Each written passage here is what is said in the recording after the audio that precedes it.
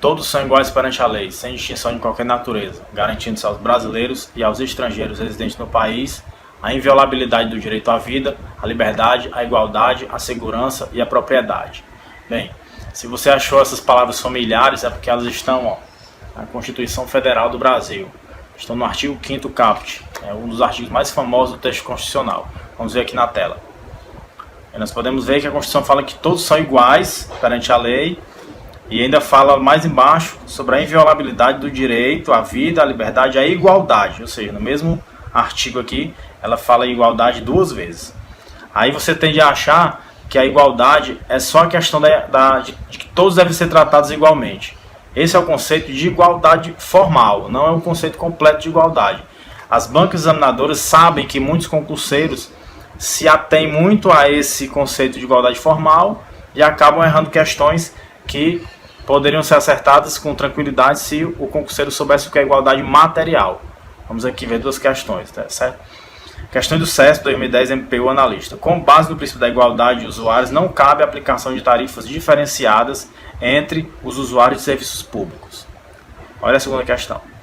Em decorrência do princípio da igualdade, é vedado ao legislador elaborar norma que dê tratamento distinto a pessoas diversas. Bem, como eu acabei de falar, quando os concurseiros iniciantes, principalmente os iniciantes, memorizam apenas o princípio da igualdade formal, eles não avançam no estudo para a igualdade material e acabam errando questões dessa natureza, porque o candidato raciocina, não, eu li que na Constituição todos são iguais perante a lei, então não pode ser dado tratamento diferenciado a pessoas diversas. Só que essas 2 questões aqui, pessoal, estão erradas. Por quê? Porque Aristóteles, em 300 anos antes de Cristo, ele já dizia que devemos tratar igualmente os iguais e desigualmente os desiguais na exata medida de suas desigualdades. Então isso é conceito de igualdade material. Por isso que nós temos leis como Lei Maria da Penha, Estatuto do Idoso, Estatuto da Criança e do Adolescente. Por quê? Porque o idoso, a mulher no contexto familiar, a criança e o adolescente estão em condições de vulnerabilidade. Eles não estão em pé de igualdade com os demais cidadãos. Então a lei os protege para que essa desigualdade seja diminuída e eles sejam protegidos, né, em meio a essa desigualdade.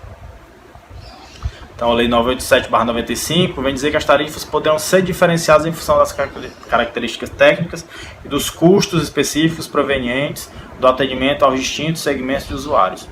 Basta você se lembrar das tarifas de baixa renda, né, na energia elétrica, que em muitos estados concedem, né, aos usuários. Você vê também a questão de que os idosos, né, de determinada idade não pagam tarifa de ônibus. Então existe sim o tratamento diferenciado. Mas mesmo se você não tivesse lido a lei, se você tivesse guardado o conceito de igualdade formal e igualdade material, você acertaria a questão sem conhecer a lei. Por outro lado, se você só conhecesse o princípio da igualdade formal, você erraria a questão tranquilamente, achando que não poderia ser dado esse tratamento diferenciado, né, nas 2 questões. Para complementar, a Fundação Carlos Chagas, em 2008, fez o concurso para o TRE de Goiás, analista, diz o seguinte: a igualdade e liberdade são conceitos que, a alternativa correta é a letra B, devem ser tomados para além do que aparentemente significam. Olha que questão brilhante. Igualdade e liberdade não são somente aqueles conceitos que estão lá no artigo 5º, né? A igualdade, acabamos de falar, não é só igualdade formal, né? Nem sempre todos serão tratados igualmente. Quem está em condição de desigualdade tem que ser tratado com desigualdade, né, para diminuir essa desigualdade. Parece contraditório, mas não é. Como numa balança que uma condição de desequilíbrio é colocado mais peso de um lado para essa balança equilibrar. A liberdade também não é somente aquele conceito de liberdade de ir e vir, né? É liberdade de consciência de crença, liberdade de pensamento e várias outras, certo?